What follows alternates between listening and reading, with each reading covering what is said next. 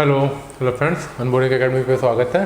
तो बेटा हम लोग एंशंट का क्लासेस ले रहे हैं और आज के क्लास में हम लोग मौर्यन एम्पायर के बारे में पढ़ेंगे। उनका ओरिजिन कैसे हुआ, कहाँ से इवोल्यूशन हुआ, ठीक है, और क्या क्या उनके लिए उनका जो है उस टाइम का जो है मेन एम्परर्स कौन थे, किस तरीके का उनका सोसाइटी थी, पॉलिटी थी, इकोनॉमी थी, ठीक है। और लास्ट में कुछ क्वेश्चंस भी के नज़रिए से भी देखेंगे किस तरीके के क्वेश्चन यूपीएससी में या स्टेट बीसीएस में पूछे जाते हैं, ताकि आपका भी एक दिमाग खुल सके कि इस वीडियो के बाद से कि how can this video be useful for your examination, ठीक है। लेट्स कंटिन्यू, ठीक है, let's start. Source of modern history. देखो बात बहुत पुरानी है, ठीक है, मॉडर्न्स की, तो बात बहुत पुरानी है, उस टाइम का इवोल्यूशन बहुत पुराना है। तो किस तरीके से उनका जो है जैसे कि आर्किटेक्चर्स वगैरह तो उस टाइम के बचे नहीं है, सब कुछ ख़त्म हो गया है। तो क्या क्या ओरिजिन मतलब उस टाइम पे थे वो लोग और किस तरीके से उनका समाज और पॉलिटी किस तरीके से चलता था, उसका हमको कैसे इन्फॉर्मेशन मिली, नॉलेज मिली, उसके अलग अलग सोर्स है। एक कौटिल्य के अर्थशास्त्र से हम लोग को थोड़ा नॉलेज मिलती है कि उस टाइम का एडमिनिस्ट्रेशन वगैरह क्या था। कौटिल्य ने लिखी है अर्थशास्त्र। कौटिल्य के जो अर्थशास्त्र है इसको माना जाता है the first book of administration, दुनिया की सबसे पहली बुक जो एडमिनिस्ट्रेशन पे या मैनेजमेंट पे लिखी गई, दैट इज कंसिडर्ड अर्थशास्त्र बाय कौटिल्य। तो कौटिल्य ने किस तरीके से मौर्यों को एक्सप्लेन किया है, गवर्नेंस को, पॉलिटीज को, ट्रीटीज को, ये पढ़ के हमको समझ में आता है कि मौर्यों का इवोल्यूशन कैसे हुआ। दूसरी बुक है मेगास्थनीज के द्वारा लिखी गई इंडिका, ठीक है, दो बुक है, ठीक है। तो Megasthenes was the ambassador of Seleucus Nicator in the court of Chandragupta Maurya. Chandragupta Maurya के पीरियड में ये मेगास्थनीज जो है एम्बेसडर था किसका, सेल्यूकस का, ठीक है, जिसने एक बुक लिखी इंडिका। इसको पढ़ के हम लोग को बहुत कुछ पता चलता है कि क्या क्या उस टाइम पे चल रहा था। एक और सोर्स है विशाखा दत्त का मुद्रा राक्षस, दो इट वॉज रिटन ड्यूरिंग, जबकि ये बुक जो है गुप्ता पीरियड में लिखी गई है, लेकिन फिर भी ये चंद्रगुप्त मौर्य के टाइम का अच्छा खासा वर्णन बताती है और किस तरीके से चंद्रगुप्त मौर्य का इवोल्यूशन हुआ और नंद को उखाड़ फेंका था उन्होंने, ठीक है।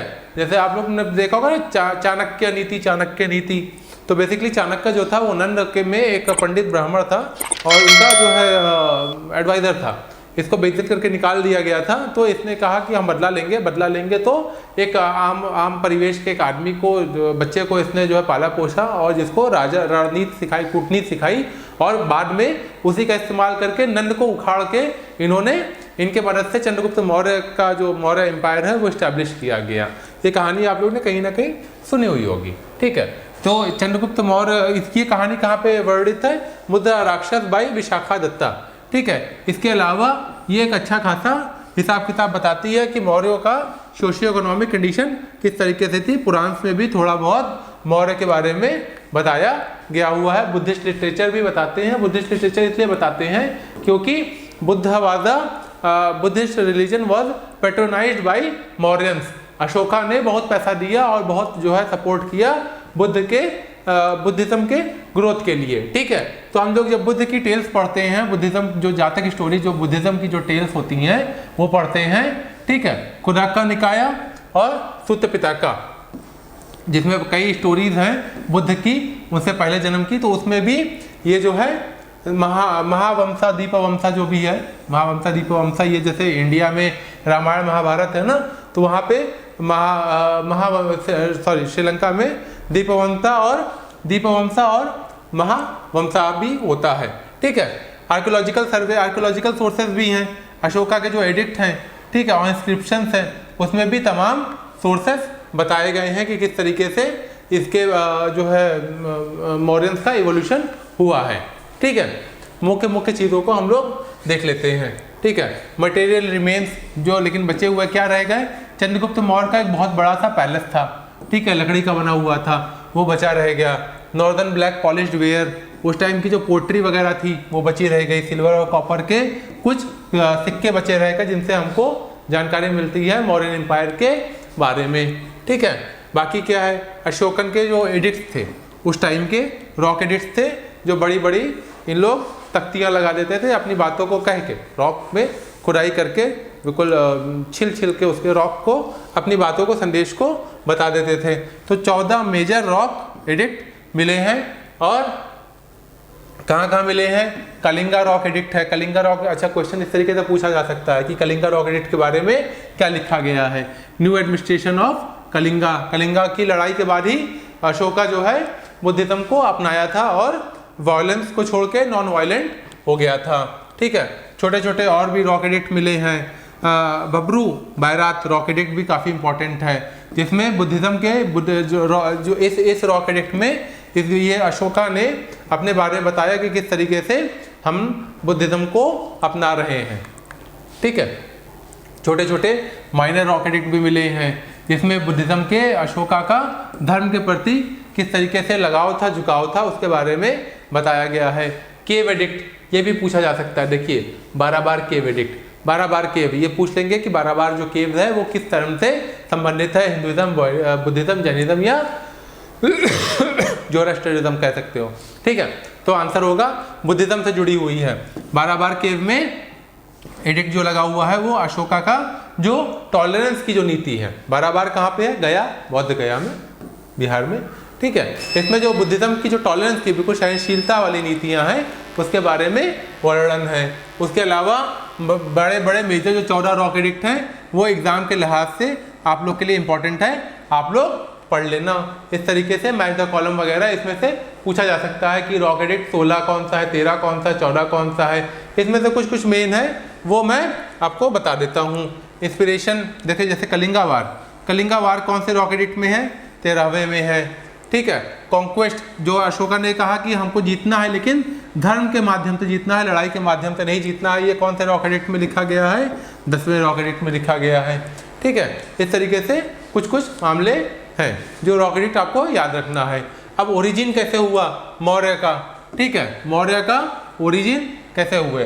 पुराण जो है उनको बताते हैं कि पुराण ये बताते हैं कि ये शूद्र थे। पुराण ये बताते हैं कि मौर्य जो थे शूद्र थे, लेकिन अब शूद्र राजा कैसे हो जाएगा? ठीक है, मुद्रा राक्षक वैश्य शिखा जो है वो क्या बताता है कि such as Justin describe Chandragupta Maurya as a man of humble origin, मतलब नॉर्मल परिवेश के थे ये लोग, जो है बहुत ज़्यादा लड़ाके या राजा या कोई उनका बैकग्राउंड बहुत अच्छा नहीं था। मौर्यंस का इवोल्यूशन जो है बिल्कुल नॉर्मल समाज से निकल के, लेकिन चंद्रगुप्त मौर्य को साथ मिला किसका? चाणक्य का। चाणक्य नीति आप लोग आज भी देखते होंगे, तो उसमें ये उसका साथ मिला, तो इसने कूटनीति का इस्तेमाल करके राजा बन गया था। ये जोड़ागढ़ रॉक इंस्क्रिप्शन जो है जिसमें रुद्र दमन के द्वारा, इसमें है सम इनडायरेक्ट रेफरेंसेस मिले हैं जो ये बताते हैं कि मौर्य जो है वैश्य हो सकते हैं, वैश्य समाज के हो सकते हैं। बुद्धिस्ट वर्कर ने क्या कहा? बुद्धिज़्म को जो है असल में क्या है, बुद्धिज़्म को तो मिला था, इनको बहुत बेनिफिट मिला था कि बुद्धिस्ट लोग को, जैसे अब उस टाइम के ब्राह्मण समझ लो बुद्धिस्ट थे। ठीक है, तो उन लोग को बहुत राजा जो है मानता था, तो अब राजा जो है मानता था, तो राजा को कैसे कह दे कि भैया तुम छोटी जाति के हो? तो इन लोगों ने क्या कहा कि मौर्य मतलब ऐसी जगह से आए हैं जहाँ पे मोर का राज है, जहाँ पे रूल ऑफ पीकॉक है, मोर का राज्य है, तो वहाँ से आए हैं, तो इनको हो गया मौर्य हो गए ये, यहाँ से evolution. It is obvious that Buddhist were trying to elevate the social position of Ashoka. ठीक है, साफ पता चलता है इन हरकत से कि बुद्धिस्ट जो है कोशिश कर रहे थे कि अशोका की जो बैकग्राउंड है उसको अपलिफ्ट कर दे। क्यों? क्योंकि अशोक बहुत पैसा दे रहा था बुद्धिज्म को। ठीक है, आगे देखते हैं। कंक्लूजन में ये कह सकते हैं कि मौर्य का जो बिलोंग था वो मौर्य ट्राइब, कोई ट्राइब था, वहाँ से इनका निकला है। ये लो कास्ट के थे, ऊंची जाति के नहीं थे, लेकिन भाई अब जीत गया तो राजा की क्या जाति? राजा की जाति तो राजा वाली है, राष्ट्रीय ही है, चाहे छोटी जाति का हो चाहे बड़ी जाति का हो। कौन कहने जा रहा है भैया बाद में अपना सर काट देगा नहीं तो राजा। चंद्रगुप्त मौर्य, चंद्रगुप्त मौर्य का टाइम पीरियड क्या है? 322 BC से 298 BC, यानी कि ईसा पूर्व की ही बात चल रही है अभी। ठीक है, ईसा पूर्व की बात चल रही है। तो चंद्रगुप्त मौर्य ने डिथ्रोन किया किसको? नंदा को, जिसको अभी मैंने तो आपको कहानी बताई ना कि चंद्रगुप्त मौर्य ने चाणक्य के साथ से नंद को हटा दिया था। चाणक्य ने साथ दिया था, कूटनीति इन लोग ने की, और धनानंद था उस टाइम का राजा, धनानंद जो था नंद का था, उसने इसको हटा दिया था with the help of Kautilya, Kautilya जिसको चाणक्य भी कहते हैं।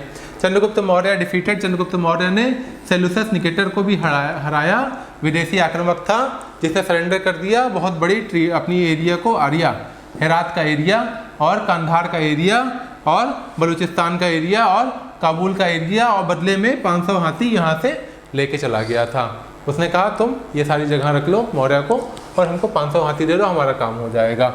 चंद्रगुप्त मौर्य और सेल्यूकस निकेटर के बीच में एक संधि हुई जिसमें ये तय हुआ कि हिंदुकुश जो है सीमा है, इसके इधर में हम नहीं आएंगे, उसके उधर में तुम मत जाना, ठीक है। हिंदुकुश वही वाला एरिया पामीर नॉर्थ से निकला है ना, पामीर नॉर्थ से हिंदुकुश निकल के गया और ये अफगानिस्तान वगैरह के एरिया में हिंदुकुश पड़ता है, ठीक है। मेगास्थनीस जो है वहाँ से एम्बेसडर भेजा गया, ग्रीक एम्बेसडर था सेल्यूकस निकेटर का। क्वेश्चन देखिए, याद रखते जाओ आप, एग्जाम में जब एग्जाम हो जाएगा ना, मैं मिलूंगा, इसी वीडियो का रेफरेंस आपको दूंगा, मैं बताऊंगा कि देखो बेटा मैंने बताया है ये क्वेश्चन। हो सकता है मैं इतना जल्दी जल्दी पढ़ा रहा हूँ आपको, आपके ध्यान में ना रह जाए, लेकिन जो भी क्वेश्चन आने वाला है यकीन मानिए आप, एक एक लाइन इंपॉर्टेंट है इसकी, एक एक लाइन इंपॉर्टेंट है, ठीक है। जैसे क्वेश्चन क्या आएगा, मेगास्थनीस कौन था, मेगास्थनीस किसका एम्बेसडर था, मेगास्थनीस किस देश का एम्बेसडर था, मेगास्थनीस किसके कोर्ट में एम्बेसडर था, ठीक है। सारे जवाब मैं दे चुका हूँ आपको, अगर आप ध्यान से सुन रहे होगे तो आपको समझ में आ रहा होगा। सेल्यूकस निकेटर का एम्बेसडर था ये।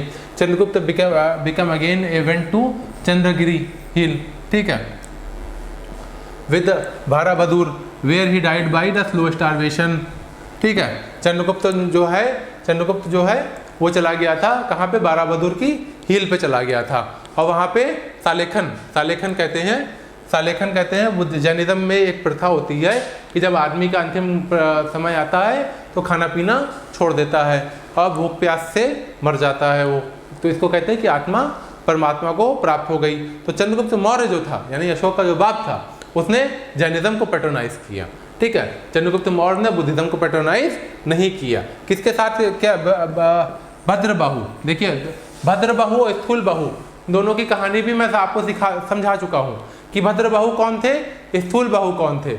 भद्रबाहु वो लोग थे जो चले गए थे नीचे में जब अकाल पड़ा था, और स्थूलबाहु वो लोग थे जो लोग नहीं गए थे, वो लोग वहीं बैठे रह गए थे, वो लोग कहीं घूमने नहीं गए थे, ठीक है। और जब जो स्थूलबाहु थे उन्होंने ये कहा कि हम लोग श्वेतांबर हैं, हम लोग कपड़ा वगैरह पहन लेंगे, और जो लोग नीचे गए थे वो लोग नग्न अवस्था में रहते हैं, उनको दिगंबर कहा जाता है, वो कोई कपड़ा वपड़ा नहीं पहनते और बहुत स्ट्रिक्ट फॉर्म ऑफ जैनिज्म को फॉलो करते हैं। Under Chandragupta Maurya for the first time whole of the northern India was united, ठीक है। ट्रेड बहुत अच्छा चल रहा था उस टाइम पे, एग्रीकल्चर भी अच्छा चल रहा था, ठीक है, सब कुछ सिस्टम वगैरह बढ़िया चल रहा था, टैक्सेशन वगैरह भी लगाया जाता था, फेमीन आने पे लोगों की मदद होती थी। चंद्रगुप्त मौर्य का लड़का था Bindusara, succeeded by his son Bindusara को ग्रीक में अमृतोच कुछ नाम होगा कहा जाता है, ठीक है, स्लेयर ऑफ फो, दुश्मनों का हत्यारा कह के नाम से ग्रीक में जाना जाता था। बिंदुसार ने क्या कहा, सीरिया के राजा से मांगा कि हमको कुछ मीठे शराब और अंजीर आप हमको भेजो, वहाँ से हमारी खिदमत में पेश किए जाएं। तो इन्होंने कहा, और इन्होंने कहा कि कुछ फिलोसफर्स भी भेजो। फिलोसफर्स सीरिया के राजा से बोला कि इन्होंने कि कुछ हमको जो है फिलोसफर्स वगैरह भेजो, हम बोर हो रहे हैं आजकल, हमारा मनोरंजन करें। तो उन्होंने शराब और अंजीर भेज दिया, लेकिन कहा कि फिलोसफर्स को हम नहीं भेजेंगे क्योंकि फिलोसफर हमारे बिकाऊ नहीं है, just for sake of information, nothing important. Bindusara ने आजीविका को, तो देखो चंद्रगुप्त मौर्य, उसका लड़का बिंदुसार, उसके लड़का अशोका। चंद्रगुप्त मौर्य ने पैट्रोनाइज किया जैनिज्म को, बिंदुसार ने पैट्रोनाइज किया आजीविका को, और अशोक ने पैट्रोनाइज किया बुद्धिज्म को। मतलब देखो, दादा ने किसी और धर्म को पैट्रोनाइज किया, बाप ने किसी और धर्म को माना, और बेटा किसी और धर्म को मान रहा है।